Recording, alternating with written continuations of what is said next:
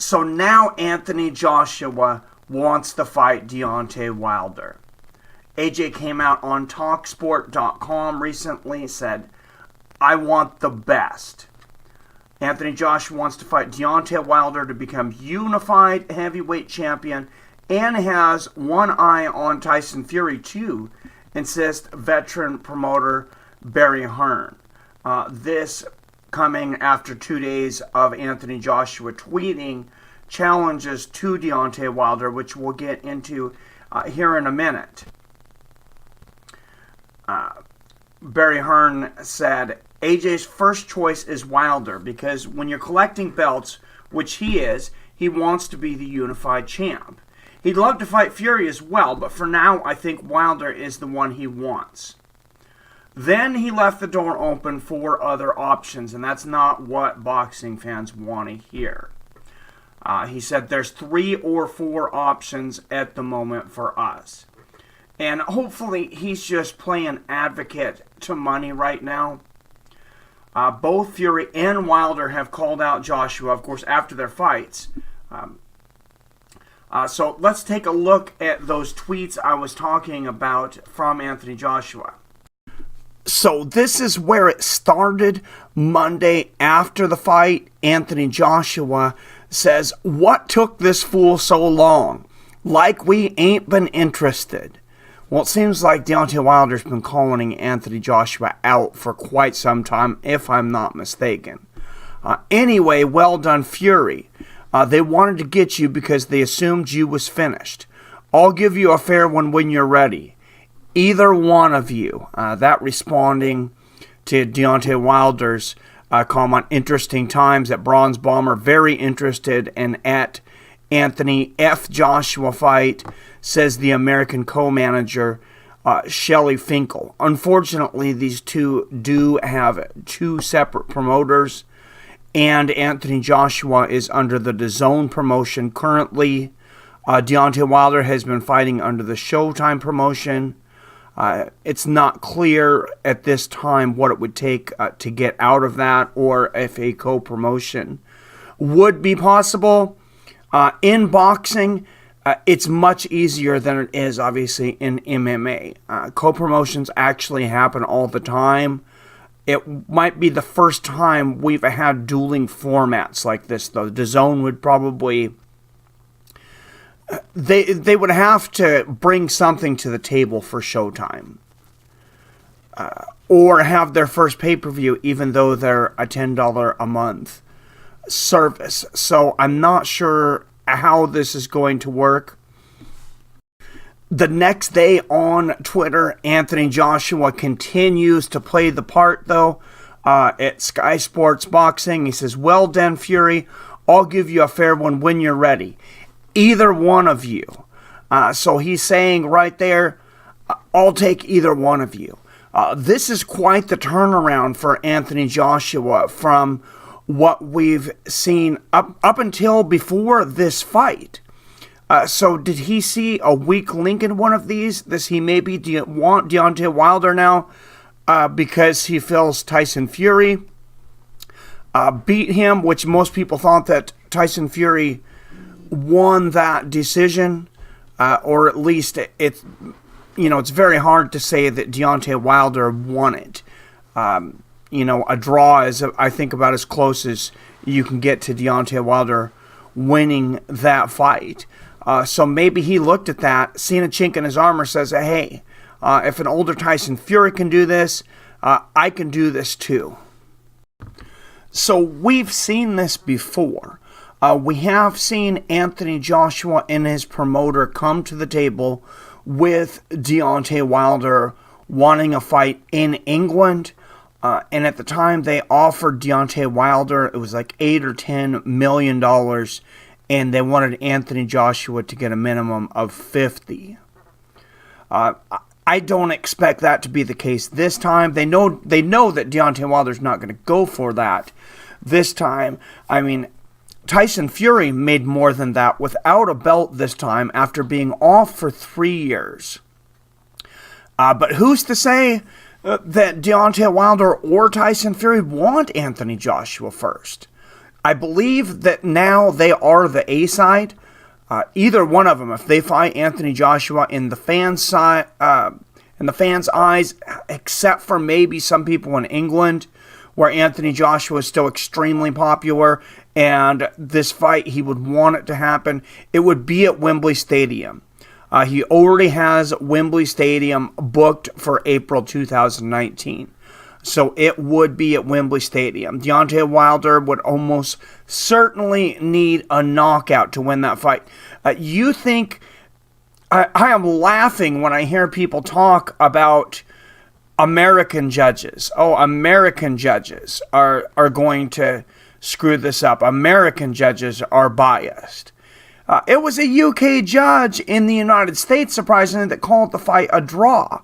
But in the past, the hometown decisions that we've seen out of the UK have been absolutely ludicrous. From boxing to MMA, Michael Bisping in the UFC for a while, he didn't want to fight anywhere but the UK, and got many favorable decisions on fights that I felt that he lost.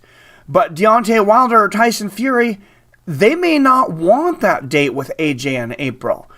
They may think that there's more money in fighting each other. They just got off of a big fight.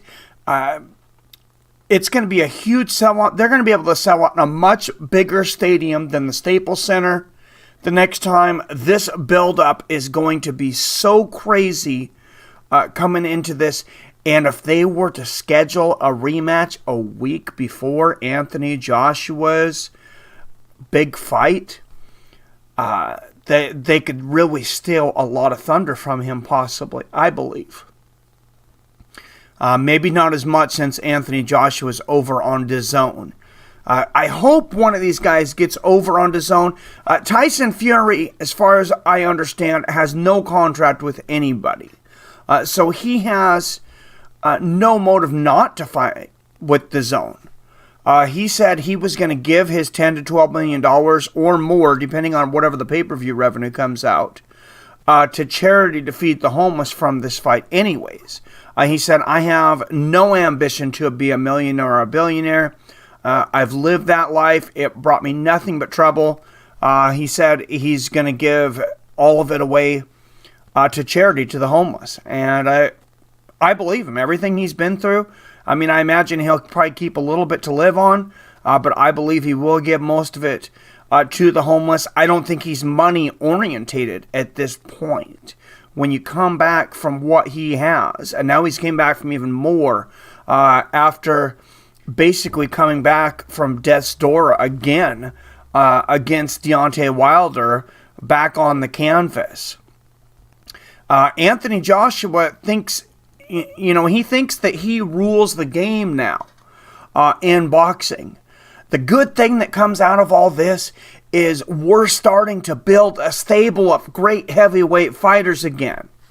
It's not the 90s. It's not Evander Holyfield, Mike Tyson, Lennox Lewis, Riddick Bowe, but it's something. You have Anthony Joshua, Tyson Fury, Deontay Wilder, Dylan White, and then you have Usyk coming up from cruiserweight, which has also been named as a possible opponent for Anthony Joshua on the 19th. He's actually a tremendous fighter. After such a long drought, basically since 2002, since Lennox Lewis knocked out Mike Tyson, or maybe just right after that, since Lennox Lewis retired, who wasn't even a U.S.-born champion, basically since Lennox Lewis retired, heavyweight boxing in the United States has been dead.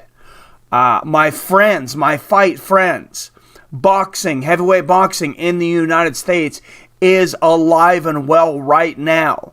And no matter what you think about these three men, they are to thank for it. These are our Holyfield, Tyson Bowe. These are our Joe Frazier, Muhammad Ali, George Foreman. They may not be those guys. They may not live up quite to that standard. But this is what we have. And this is what we have for a while. And we could build on it and more. talent could come out of boxing, more champions. This is how a new era is rung in, with great fighters, with great fights, great storyline, and tremendous interest. And I have not seen interest and buzz around a heavyweight fight, like I said, since Mike Tyson versus Lennox Lewis. Before that fight, I said this will be the biggest fight since Mike Tyson versus Lennox Lewis. Somehow I was correct. Who fights next? I don't know. I want to leave it up to you guys. Who do you guys want to see fight next? Do you want to see the Bronze Bomber take on Anthony Joshua in April? Would you rather see Tyson Fury fight Anthony Joshua in Wembley Stadium? Two English fighters fighting it out for the heavyweight championship with a lot of interest from the States? Or would you rather see a rematch first between Deontay Wilder versus Tyson Fury? Are you like, wait, not so fast, Mike? These two guys have unfinished business. There are people on both sides of this that are saying the other fighter won. Tyson Fury fans and a lot of other people are saying Tyson Fury should have won the decision, that he was ripped off. I did have him winning the decision. So many other people were saying that it was controversial that Tyson Fury was allowed to go on after the knockdown in the 12th round. Whenever he got up, it was right around 10 seconds. He did reach for the referee. He did appear to be unconscious for just a moment. So there's definitely enough controversy there to sell a fight. And maybe that rematch is bigger than any of those fights. I think it is bigger in the United States. But I want to know what you guys think. Let me know in the comments down below. Please hit that like button, hit that subscribe button, ring that bell if you're new here so you're notified whenever I post a new video or go live. And until next time, as always, I love you, I respect you, and I'll see your fine asses later.